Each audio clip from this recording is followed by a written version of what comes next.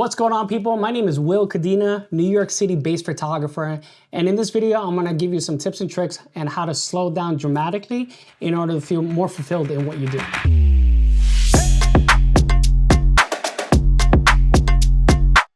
So we're photographers, videographers, digital artists, you name it, we're everything these days. So like anything else in life, sometimes you just get onto this wagon. It's like you keep going and going. It becomes so repetitive and over and over. And I've been stuck there so many times in my life.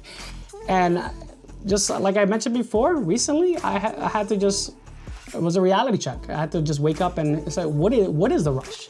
Because of that, I had to like really, slow down dramatically and start writing things down and ask the question to myself, why am I rushing? And by me writing down those questions, it made me realize so many amazing things. Time doesn't matter how much money you make, doesn't matter how wealthy you are. At the end of the day, you can never buy back time. We have all this amazing technology in the world. Mirrorless cameras, retouching, AI, crazy technology with lighting. But at the end of the day, it doesn't really matter. If you don't have a vision, then what is the point? What are we doing? I'm like this when it comes to conversations. I'm like this when it comes to, photo shoots. I'm like this when it comes to dinners. And yes, we have our technologies. Where's my cell phone? This is an amazing tool, but the thing is we actually abuse the crap out of it. And because why? Because we're constantly scrolling in some way or another. And that's one of the reasons why I don't have Instagram or Facebook on my phone. Because the last thing I want is to be distracted. Even though I'm phasing out of weddings, but I'm gonna be using it as an example. Again, this applies to anything possible, whether you're a corporate, commercial, portrait photographer, baby photographer, you name it. It just applies to the same thing. Taking the extra moment, photographing, let's say the grandmother with the bride, maybe you would have focused another 10 more seconds with some intimate shots. Instead of just the bread and butter shots, turn towards each other, lean towards the camera, click. What about same exact format, but the difference is lean towards each other, and without saying anything at all, I want you guys to express how much you guys love each other. And that just creates a whole different mood, just taking that extra time. So personally for me, is everything I do these days is make sure I go into it. If I'm gonna be in the moment, I'm gonna be in the moment. I'm not gonna let any distractions, I'm not gonna let anyone rush me in order to get something done because they're not ready or they don't appreciate it. And the reason why, because I value myself, I value my clients, I value what I built, and most importantly, I value my family. So how can I not value in what I do when I go out? As we always heard that saying is, if you love what you do, you never work in the day of your life. And technically that's true, but at the end of the day, it's kind of hard to follow that sometimes. Sometimes we just get into that rat trap and we're constantly going and we get into the business and then you start hearing the negative vibe from people or you're trying to get money to get paid or you're trying to show value and it starts taking away from the creative process. And for me, even recently, this just happened to me that I just started feeling not inspired, feeling drained, burnt out. So everyone gets into that moment. I get into that moment and recently I had to just disconnect. I went to South America to go recharge. And for me was to create a passion project, something to kind of like open my mind to different things. And that's what I did. And since I did that, and when I got back, I got back recharged and I was ready to just take over the world. So for me, what happened to me is that I ended up hitting a wall. Obviously, we had some kind of crazy pandemic a few years ago and I became overdrive into business, selling, creating value, trying to get, not even trying to get new clients, also reconnecting with my past clients to see what else value I could bring to them, to not only for them personally, but also to the businesses. So this video was actually obviously contracted by PPA. So we ended up doing photo shoots, the whole 9 yards, and at the last minute, because I was so burnt out, I wasn't all there. And at the end of the day, I had to like scratch the project completely. Like I had to call PPA and like, listen, this is what's going on.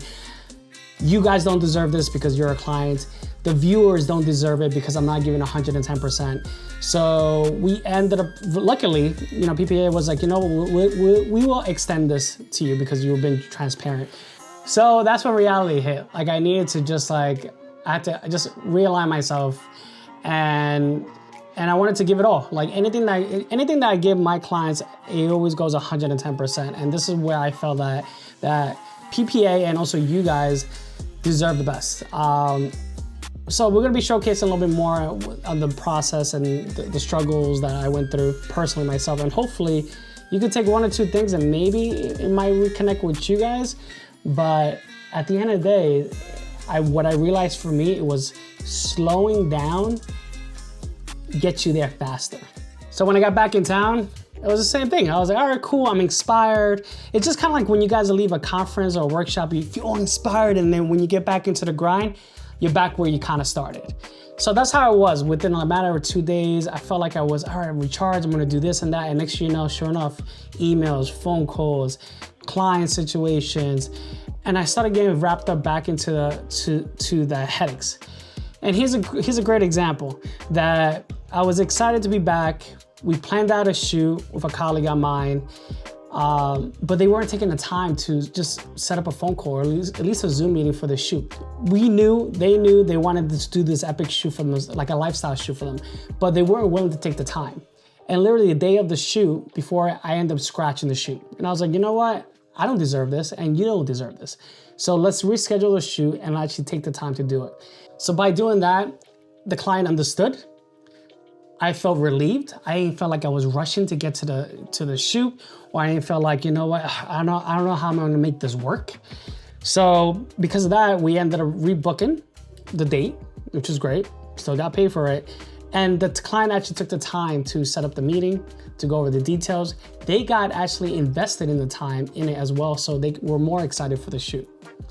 And because of that experience alone, and also the client not used to being told no, which again, that could be a hit or miss, but depending on your personality, the client ended up recommending me additional work, which was great. All right, so the creative process, creative projects. So just because you're doing a creative project or something from scratch, let's say a passion project, doesn't mean it has to be for free. Even though personally I hate using that word for free, I personally feel that the word should be used as an investment. Because either if you're doing it for yourself or if you're doing it for a partnership or collaboration with someone else, it'll benefit everyone, all the parties. And one of the many benefits of it is not only that you're collaborating with someone, but also you're fulfilling your soul, fulfilling what is needed. Also, you're helping yourself create a spectacular portfolio piece, which is great. So hopefully a potential client will see that image and your image will stand out from the rest. And that's how you end up getting additional future work. For me, what I did was I created a passion project. And this is what I normally do once or maybe twice a year for myself. Recently, I had to desperately needed to do one. And this is where I had to recharge dramatically. So what I did was call my uncle and I tell him, hey, listen, I need to be creative in some way or another. I need some kind of guidance. So after brainstorming with my uncle, he actually pitched a location which one of his clients that he sells a product with, and he said I should really talk with her because our passion, our both passions will be able to align with each other, which was great. So because of that, we touched base, we spoke, and it worked out because that client of his actually, they own several locations in that area, which was cool. So from there, the whole project ended up becoming pretty much technically a client at the very moment in time, and later on became a client. I mean, it was just spectacular. It's amazing how when you actually sit with someone or sit with team members or people that are literally on the same field as you, are willing to contribute some amazing ideas. And that's what led to this amazing campaign, which I'll be able to show you shortly.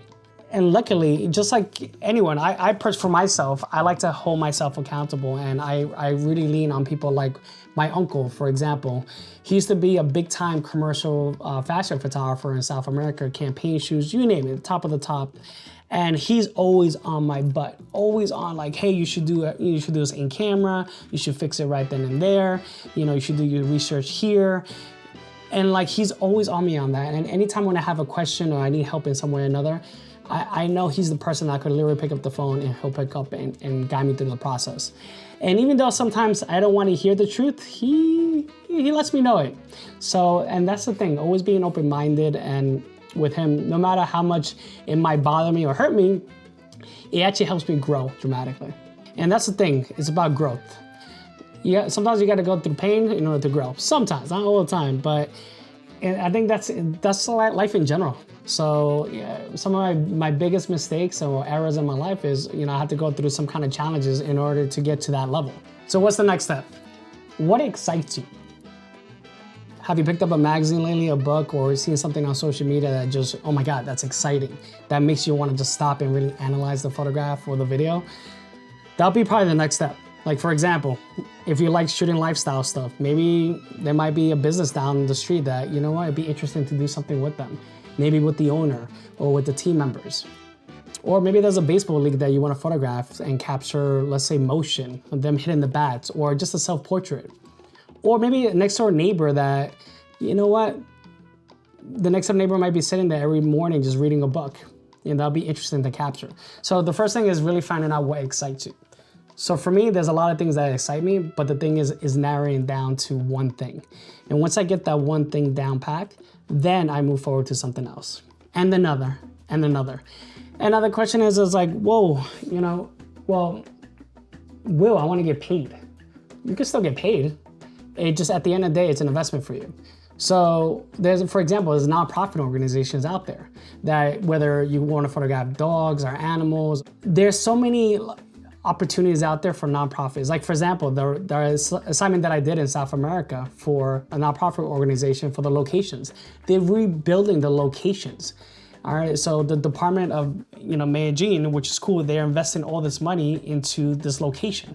And because of me doing this campaign shoot, it led into other opportunities and additional work. Paid work, most importantly. So look, we all been there. And I know I'm gonna be there soon again, leaning on someone and making sure you surround yourself with a great group. Like for example, like PPA. It's a great community. We all help each other in so many different ways. And I'm very fortunate. Some of my best friends that I met through the organization. So for you, for me, is never stop learning, never stop growing, and most importantly, keep the energy up, keep the positivity up. And my name is Will Cadena, and thanks for watching.